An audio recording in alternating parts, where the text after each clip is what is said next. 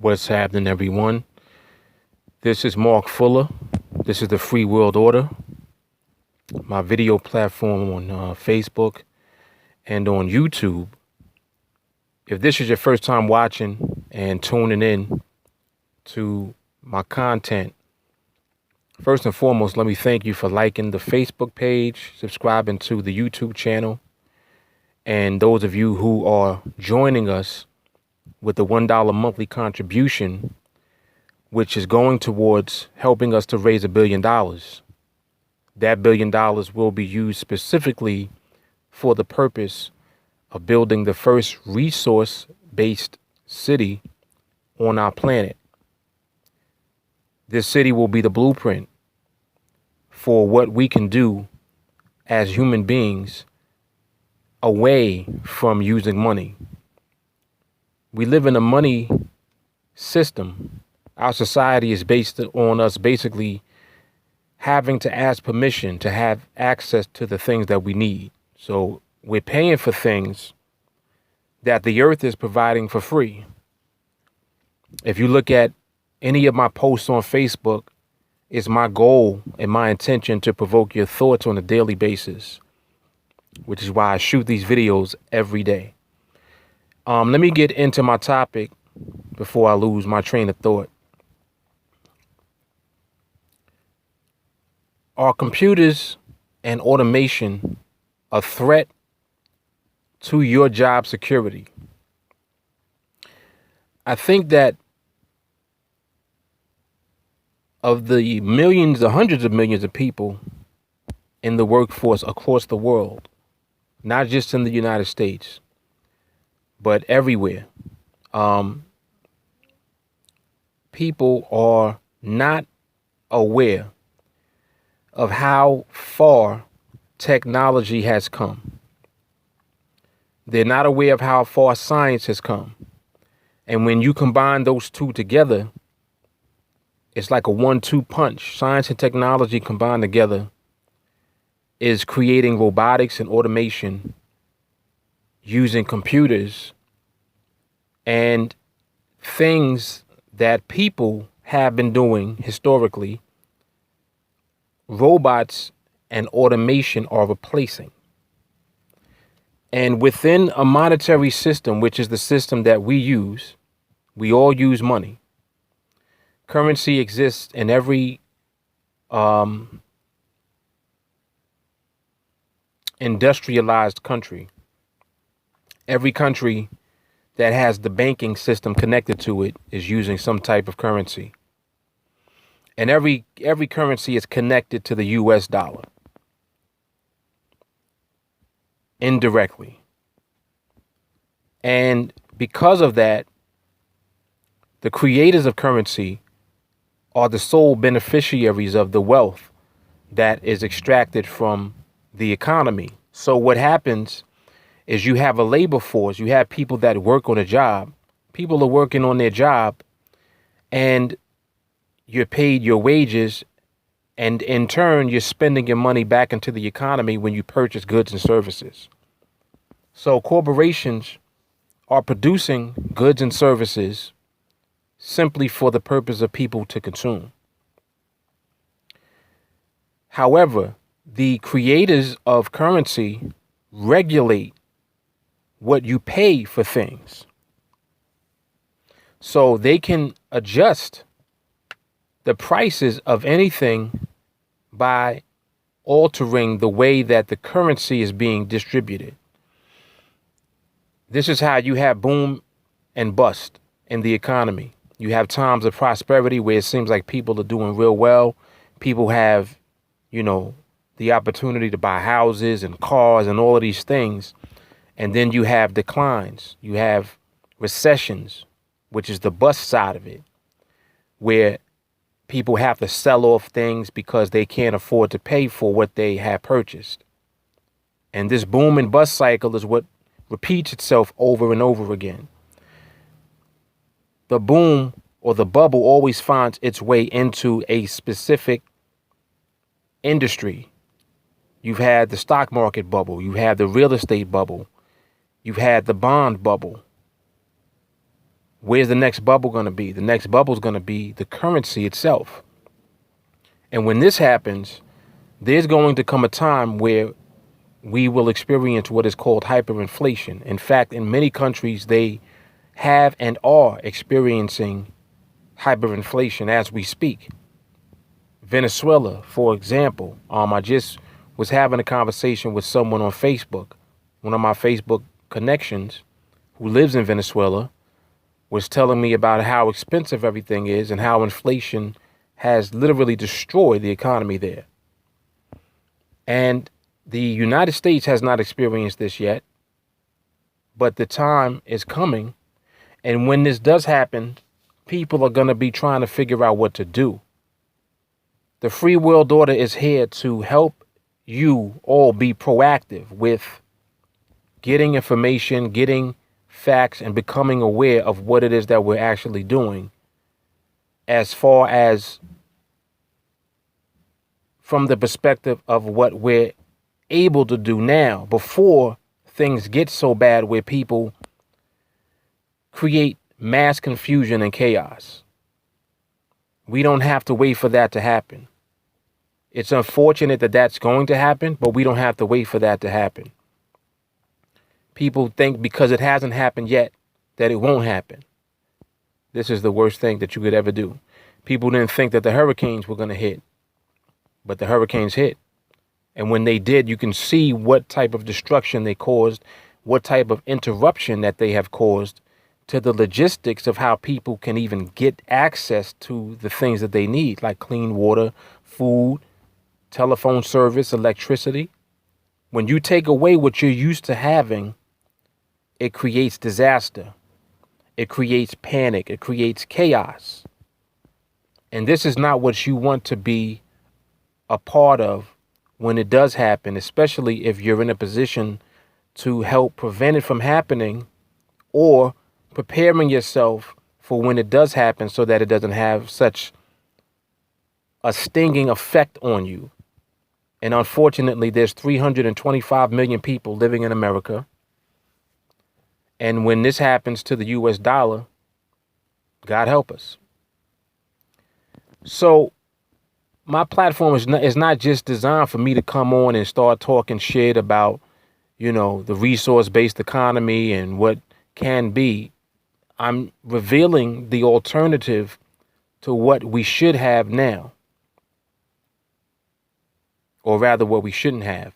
We shouldn't have a money system at this point in time because science and technology has bypassed the need for us to still be limited to a monetary system. In other words, there is enough science and technology that exists combined with the resources of our planet. If we manage things intelligently, every human being can be provided for without a price tag. So in other words, everything that you are used to having, all of the luxuries and access to food and clean water that you're used to having now, all of that will continue, but it will actually be made available to everyone, not just people in the westernized world. There are people living in third world countries that will benefit from the resource-based economy. If you raise the standard of living for all human beings, what need is there for things like crime, stealing? What need is there for things like trying to sell something if everyone has access to it already? You bypass the need for that behavior to take place. And in actuality, you are creating a better world for everyone to live in. In order for this to take place, though, it has to take place from the grassroots because the existing establishment does not want change.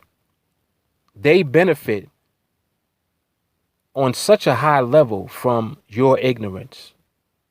The system is the sole beneficiary of your ignorance. A very small group of people that are already rich, wealthy, and powerful and influential already are benefiting from your ignorance. The fact that you do the same things every single day, like a robot, is making these people even more and more rich. It's keeping things like politics running as if politics has an effect on you, which it does not. It has you under the impression that the government controls you and controls everything that goes on, and it does not. It has you under the impression that you should be fearful and afraid of military power being forced on you. That is not true, because the people in the military are people. People connect with other people. If we collectively in society begin to gradually transition into a better system, then we will automatically make the existing system obsolete, which it needs to be, because it's just a matter of time before this system collapses on its own without us doing anything. But there really is no need for us to wait for disaster to strike before we decide to do something about things that we can do in advance now, proactively, instead of waiting for it to happen, which is why I made this video talking about automation. In this system, computers and automation is a threat to your job security. It's a threat to your job security because it is replacing the need for you as an employee for certain things that you're doing. You can use computer automation to replace any human being. Think about what computers are capable of doing. Computers and robotics are capable of not only intellectually, but also physically replacing the need for you as a human being. Robots don't get tired. They don't need a lunch break. They don't need any vacation time. Computers don't have ambition. They are not trying to get to the top of the ladder inside of the system. They are programmed to do a function. They execute that function, and the process of whatever their execution is takes place. And that's it. That's the extent of computers. That's the extent of robotics. So they are a threat to you within this system. Whereas, on the other hand, within a resource-based economy, they're not a threat. They, in fact, are enhancing your life because they are doing the tasks that human beings are currently doing, that if we replaced human beings with the tasks that we need done with robotics, automation, computers, we replace those things with automation. Now we have freed human beings to do other things that human beings do, such as ingenuity. We're always constantly seeking to make things better. That's how technology has become what it is, because human beings are applying the methods of science to existing knowledge and technology. And in that process, everything becomes better and better, faster, more effective, more efficient. The only thing that's lagging is the actual system that we're using to obtain the things that we need in life. We're using a money system.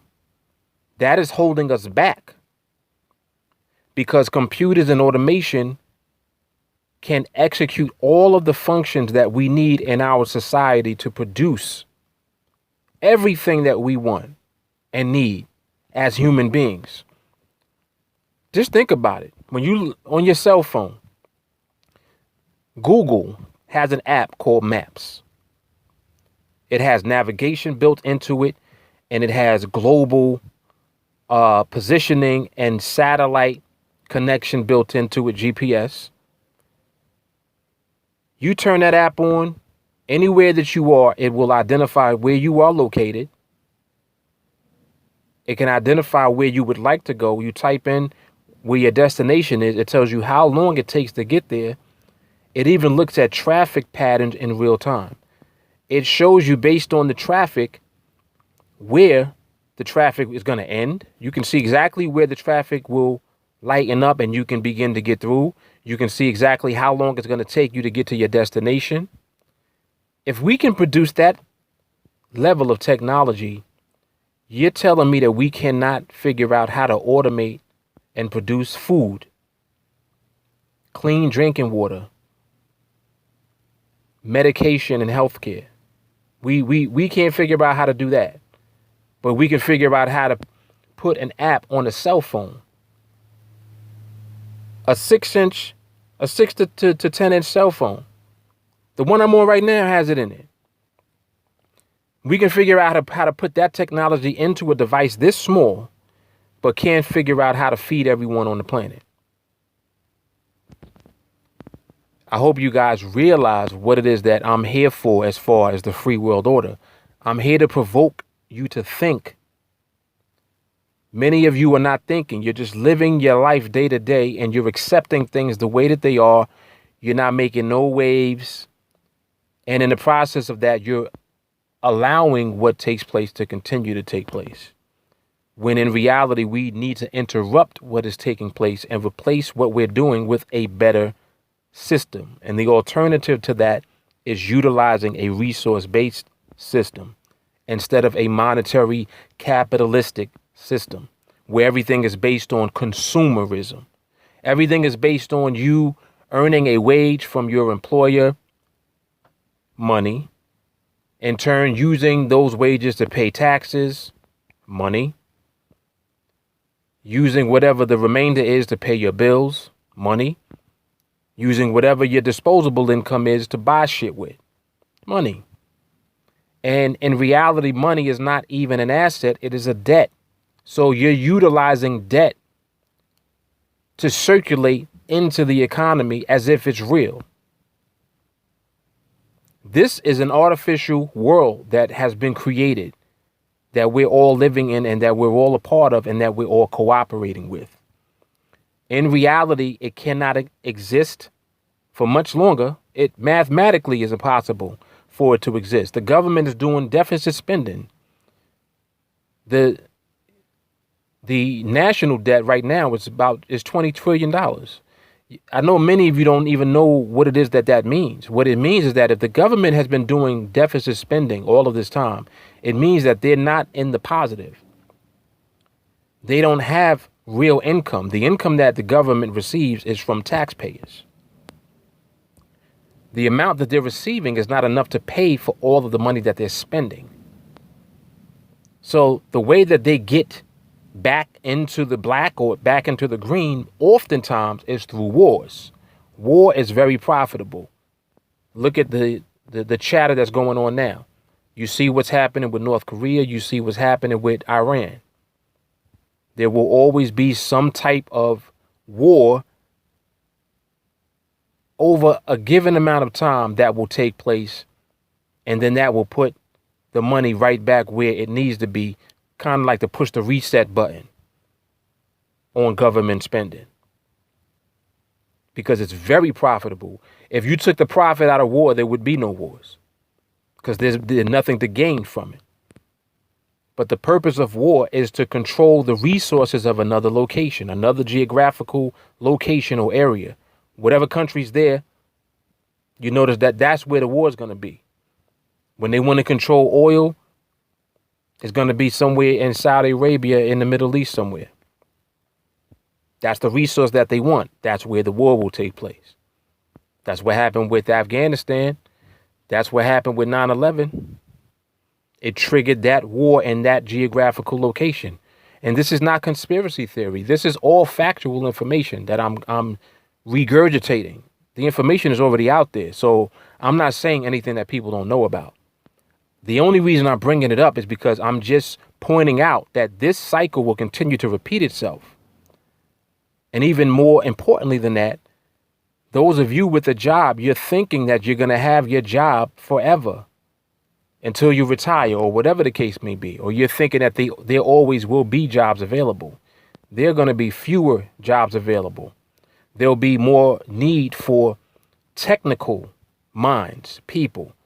That's where the jobs are pushing into the direction of, as far as more technical oriented jobs for engineering and technicians and computer scientists, things of that nature.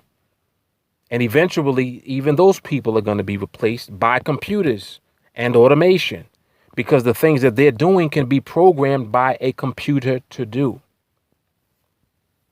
So it's not going to get less technical. It's going to become even more and more technical. And this process is what is going to phase you out of your job. So yes, it is a threat to your job security. This is another reason why we need to transition and make our way into a resource-based economy while we are, quote unquote, still a little comfortable. Like you guys are a little comfortable still. You got a job, you can pay your bills, you can pay your car note and your mortgage or your rent. You know what I mean? You're getting by. You can pay for some college bills. You know, you're paying some bills off. While you're in this little position of comfort, this is the time now to begin learning and waking yourself up, opening up your mind to not just be exposed to bullshit, but to be exposed to actual real information as far as what we're doing as human beings, as a collective. Because it's up to us collectively as human beings. The government is people, individual people, and it's a very small group of people that you're submitting your power to. We have the collective power. Look at the power of social media. Right now, you can hit the share button on your Facebook page and share this video that I'm making right now with thousands of people instantly. And this is what it's going to take. So if you believe in the direction that I'm talking about as far as resource-based economy, a system that provides for all people, not leaving anyone behind, being able to provide all things for all people without a price tag. If you believe in that direction, if that makes sense to you, share the video. Join us with $1 a month contribution. Help us to build the first city. This is how you take action